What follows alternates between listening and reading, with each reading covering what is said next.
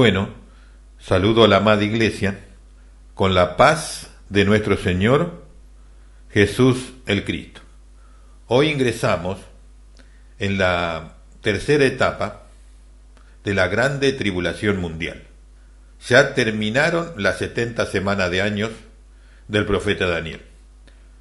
Y vamos a ingresar en la transición, que tiene una duración de 2 meses y medio a 3 meses y medio, desde que termina la semana 70, los primeros 7 años del Apocalipsis, y termina el tiempo del pacto de paz y seguridad del cuerno pequeño de la bestia. Desde ahí en adelante, como se terminó la paz, por eso es que viene la guerra. Van a respetar la paz y todo el desastre que se suceda, porque no le conviene a nadie entrar en conflicto mientras esté ese pacto firmado. Pero una vez terminado el plazo, ahí es donde se va a desatar totalmente el último conflicto tremendo y espantoso sobre la faz de la tierra del reino espiritual de maldad.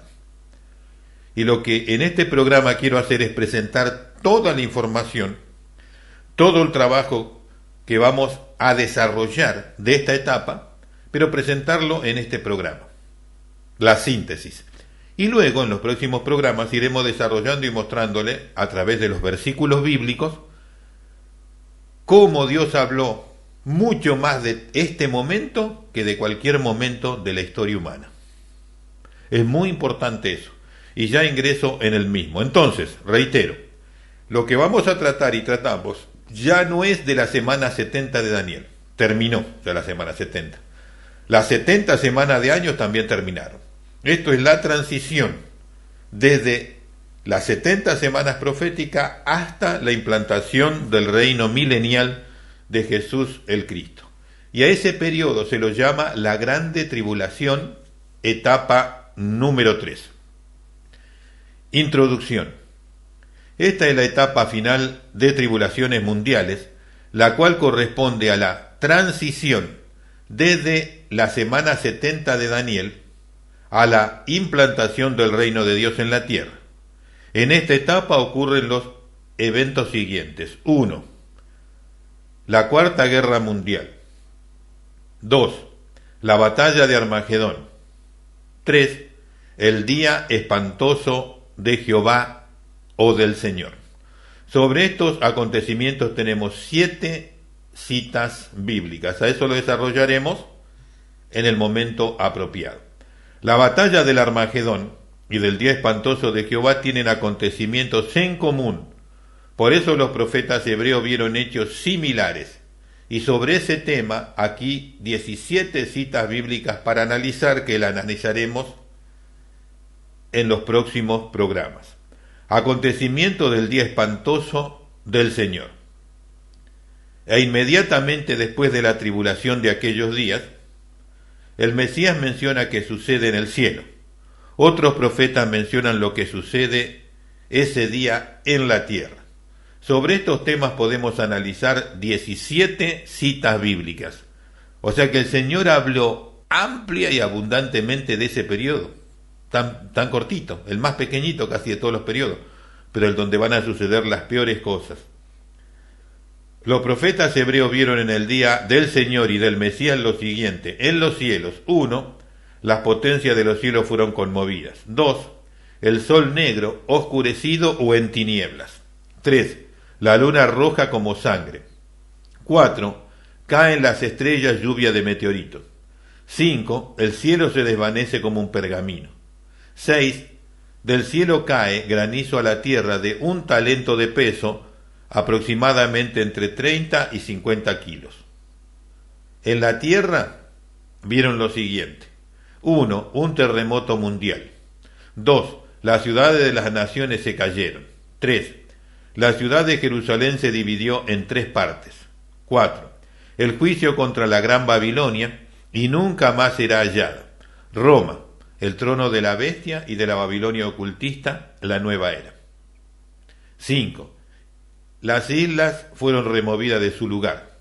6, los montes, cordilleras y elevaciones naturales actuales no fueron halladas, no existen más. Nota, todo esto ocurre el día que el Mesías desciende a implantar el reino de Dios aquí en la tierra.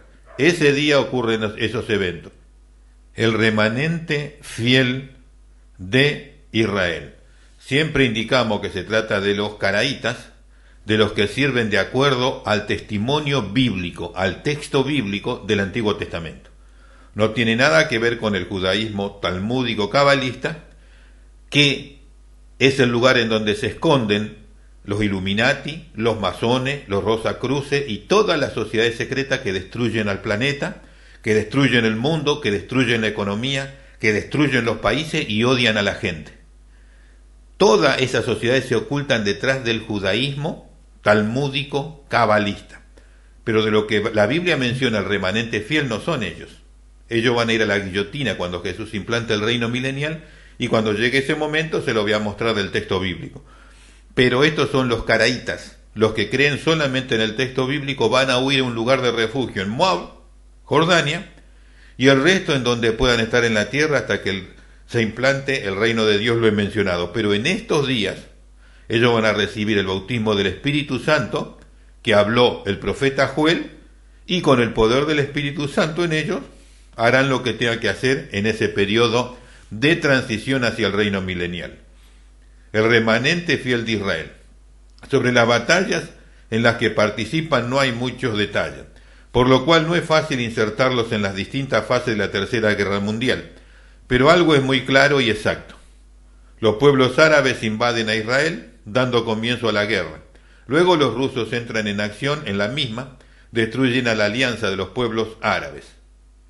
En esta etapa de la guerra mundial no es accesible ubicar la batalla del remanente fiel.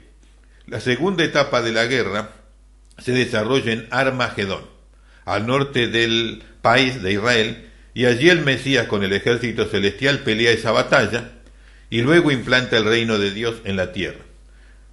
De todas maneras, el remanente fiel de Israel tiene su acción en la transición al reino de Dios. Sobre este tema tenemos 10 citas bíblicas sobre el remanente, nada más que no se lo puede ubicar en qué momento. En esos días de transición hacia el reino de Dios y la Tercera Guerra Mundial, el Señor derramará su Espíritu Santo sobre el remanente fiel, los caraítas de Israel. No se trata de todo el pueblo de Israel, sino de los que son el remanente fiel. Los otros son satanistas pactados, con chip, con todo, odiadores de la humanidad y de Dios. Hay que separar esos puntos de vista. Desarrollo de la Tercera Guerra Mundial en Oriente Medio. Israel. 3 caballos y sus jinetes. El Mesías, al romper los sellos, revela los actos fundamentales de la transición o tercera etapa de la tribulación mundial y quinta etapa del tiempo del fin. El caballo bermejo, Apocalipsis capítulo 6, versos 3 y 4. El jinete tiene la misión de quitar de la tierra la paz, pues ya se cumplió la semana 70 de años, que también corresponde a los 7 años del pacto de paz y seguridad realizado por el cuerno pequeño. El jinete representa la obra de los agentes espirituales de maldad, ya sean demonios, ángeles o espíritus inmundos. El caballo negro, Apocalipsis capítulo 6, versos 5 y 6. El jinete representa a los gobernantes de la tierra que implantan la economía de guerra, la cual equivale a un día de trabajo de un obrero por 1 kilo de trigo o pan. Jesús en la parábola de los obreros de la viña señaló esta semejanza, pues pagó la jornada laboral 1 denario. El caballo amarillo, Apocalipsis capítulo 6, versos 7 y 8. El jinete representa a los ángeles de la muerte, pues ellos llevan las almas de los que mueren en pecado. Ellos llevan a todos los que mueren en la guerra, pues para ese tiempo no hay salvación de las almas, pues no hay con qué expiar el pecado. También dice que el Hades le sigue. Esto es porque todo lo que muere en la guerra van al infierno, pues mueren en condenación, salvo que sean del remanente fiel de Israel. Y no hay otro lugar para los que mueren en pecado. Para los gentiles no hay posibilidad de salvación, la única oportunidad que existe para ellos es pasar todos los juicios a ingresar al reino de Dios. ¿Quién se asegura de que pasará los juicios? Es mejor santificarse hoy, hacer todo lo que haya que hacer hoy, que el poder de Dios está disponible. En esos días es con nuestra fuerza solamente. Los movimientos de guerra que la humanidad no verá ni entenderá. Esta es la realidad de lo que representa el jinete del caballo bermejo, pues se trata de agentes espirituales que realizarán esta obra junto a secuaces humanos. El sexto toque de trompeta, Apocalipsis 9, del verso 13 al 21.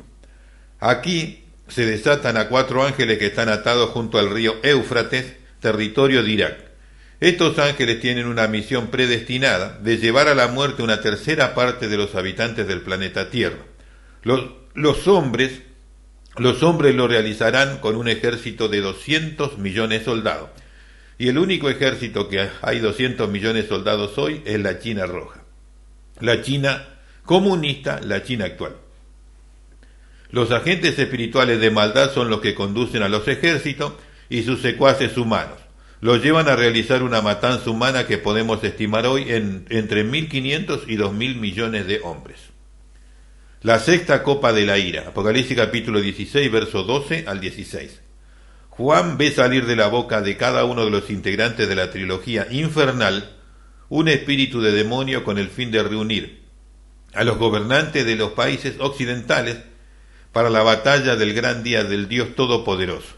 En el verso 12 nos habla de los reyes orientales, pues solamente quedan para esta fase de la guerra estos 2 bloques mundiales.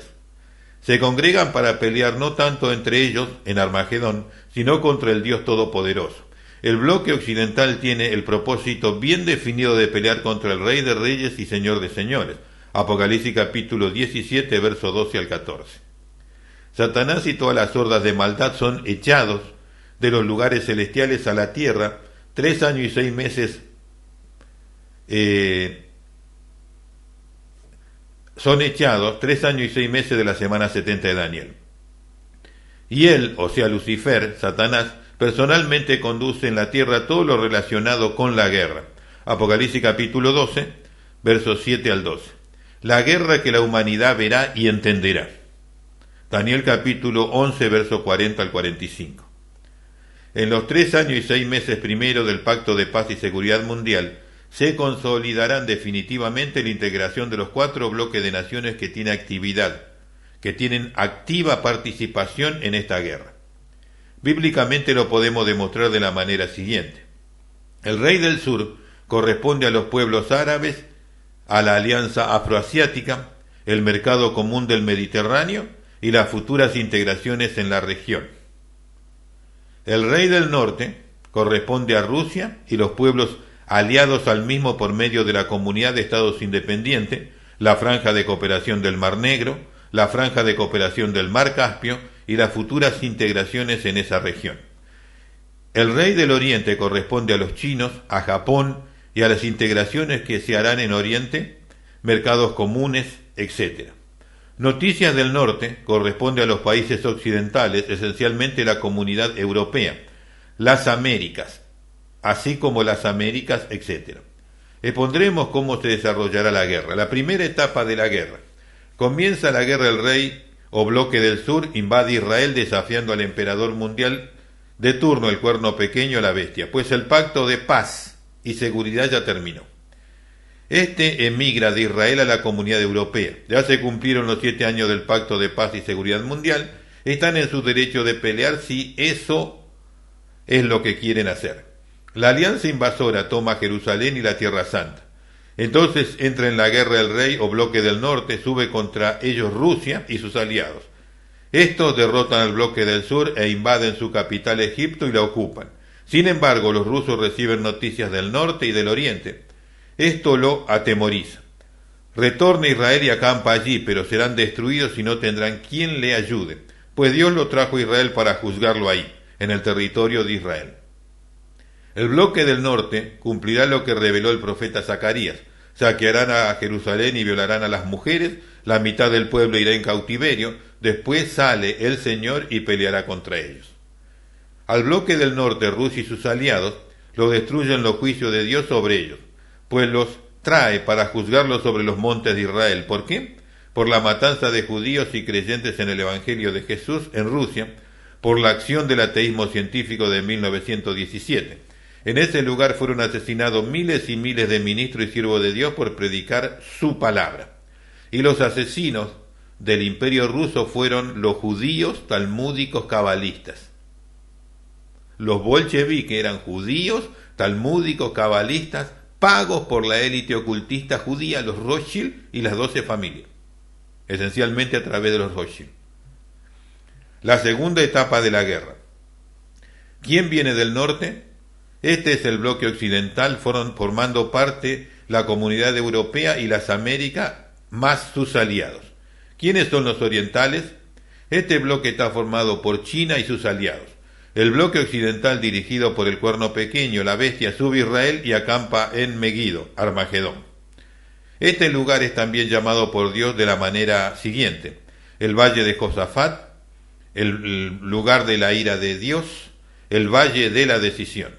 El bloque oriental, antes de pasar el río Éufrates en su camino hacia Armagedón, mata a 1/3 de la población mundial de aquellos días. Esto es entre 1.500 y 2.000 millones de seres humanos. Esto es coherente, pues en esa región del mundo se halla la mitad de la población mundial en la actualidad, que es de 6.000 millones de personas. Luego que el ejército oriental pase al río Éufrates y se aproxima a Armagedón, de los cielos aparece el ejército que pone fin a la guerra. El final de la guerra mundial. Cuando el Cuerno Pequeño y los reyes orientales ven descender al ejército celestial, se disponen a luchar contra él. Increíble. Estaban por enfrentarse, pero al observar el ejército celestial se unen para hacerle guerra. Entonces llega el día espantoso del Señor y los acontecimientos ya señalados en este estudio. Allí se cumplen literalmente esto. El Mesías pisa el lagar de la ira de Dios, llena de hombres. La sangre de estos llega hasta el freno de los caballos por una distancia de 288 kilómetros. Sobre este incidente podemos indicar 9 citas bíblicas donde los profetas hebreos ven esta realidad: el descenso del Mesías a implantar el reino de Dios en la tierra. A continuación enumero los acontecimientos. 1. Antes de salir del reino de los cielos. Isaías 13, 2 al 5. El verso clave es el 5, donde dice: vienen de lejanas tierras, de los postreros de los cielos, del tercer cielo, del cielo de Dios, el Señor y los instrumentos de su ira para destruir toda la tierra. 2. Cuando se hace visible a los hombres en la tierra, Apocalipsis 19, 11 al 16 y verso 21. Juan dice: vi el cielo abierto y descender al Mesías y al ejército celestial, también mencionado por Isaías. Es muy importante reiterar que cuando desciende Jesús con el ejército celestial, la tierra se produce el día espantoso de Jehová.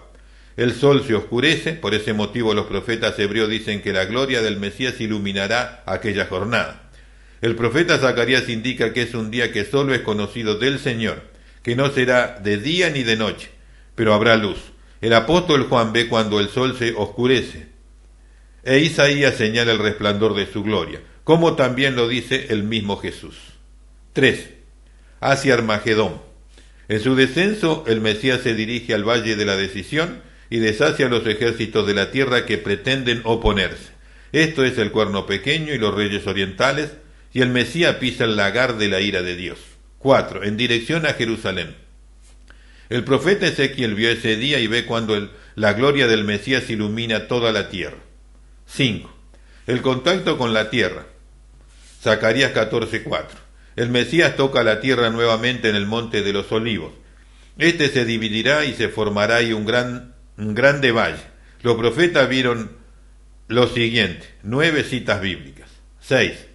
De lo que fue el monte de los olivos, el Mesías se dirige al templo y lo llena con su gloria.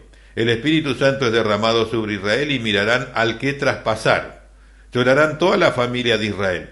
El Señor entrará nuevamente al templo por la puerta oriental con toda su gloria. Se cumple lo anunciado por el profeta Ageo: la gloria postrera de esta casa será mayor que la primera, cuando lo había dedicado Salomón. La cantidad de muertos por la guerra. Del total de la humanidad que vive la semana 70 de Daniel, morirán 2/3 de la población mundial. Si lo aplicamos a la actualidad, es 4.000 millones de personas, y milagrosamente por la voluntad de Dios sobrevivirá 1/3, entre 1.500 y 2.000 millones de personas. Sobre estos sobrevivientes de las naciones reinará el Mesías con todos los santos. ¿Qué ocurrirá con el cuerno pequeño, la bestia, el falso profeta, Satanás y las hordas espirituales de maldad? En el libro del profeta Isaías encontramos que ocurrirá con la cúpula de maldad de la semana 70 de Daniel, pero identificado con otras palabras, y son las siguientes. 1. Al cuerno pequeño, la bestia, igual Leviatán, serpiente veloz. 2. El falso profeta, igual Leviatán, serpiente tortuosa. 3. Satanás se lo denomina el dragón. Esta trilogía infernal imitará la obra de Dios y se harán pasar por Dios delante de los hombres, pero el Mesías los destruirá para siempre. Los dos primeros inaugurarán el lago de fuego y azufre. A Satanás y a todas las hordas de maldad les espera el abismo por 1000 años. Aclaración de gran importancia. Es muy importante entender que el abismo es una prisión de demonios y espíritus inmundos que se halla en el interior de la tierra.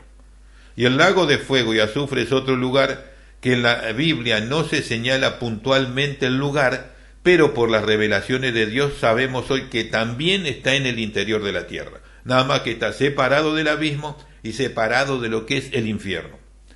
¿Dónde está el abismo? Aunque caben, dice Amós, el profeta Amós, Isaías dice, derribado hasta el Seol a los lados del abismo, la llave del pozo del abismo, Apocalipsis 9, y le rogaban que no lo enviase al abismo. O sea que al abismo está en el interior de la tierra. Durante los 1000 años del reino de Dios en la tierra, Satanás y los demonios estarán encerrados en el abismo, que se halla en el interior de la tierra. Por esta razón, durante el reino milenial de Jesús, no se tolerará el pecado en los sobrevivientes de las naciones, pues no está el tentador, incitador y engañador de la humanidad. Bien, hasta aquí llega este resumen, que es muy concreto, muy eficaz y sumamente claro. Pero en el texto bíblico, esto que he mencionado está totalmente expresado, con mucha mayor amplitud para comprender, entender y saber lo que va a pasar exactamente en esos 2 meses y medio a 3 meses y medio, luego de que termine la semana 70 de Daniel, las 70 semanas proféticas, y hasta que llegue a implantarse el reino de Dios. Esa transición de hasta 3 meses y medio es la tercera etapa de tribulaciones mundiales, reveladas en el texto bíblico sobre los 3 años y medio finales y ese periodo que mencioné anteriormente. Hasta aquí llegamos en este momento, y a partir de los próximos programas vamos a ir desarrollando tema por tema para que usted pueda ver del texto bíblico cómo realmente todo esto mencionado está plenamente descrito, y que todo aquello que Dios habló está allí, y que la gran mayoría de lo que se habló corresponde a estos 3 meses y medio después de la semana 70 de Daniel. Prácticamente todo va ahí, y que cuando mencionan en los evangelios Jesús, y verán al Hijo del Hombre, que viene con gran poder y gran gloria, y todas las naciones se lamentarán, y es de la venida a implantar el reino de Dios, no del arrebatamiento de la iglesia. ¿Y dónde va entonces? Antes de que empiece la semana 70, nunca cambió nada de eso. Que los seminarios, la Casa Blanca de Satanás y de Lucifer, saque esa doctrina, no implica que tú debes aceptarla, tú debes ver qué dice la profecía bíblica. Bueno, continuamos en los próximos programas. Dios bendiga a todos y hasta entonces.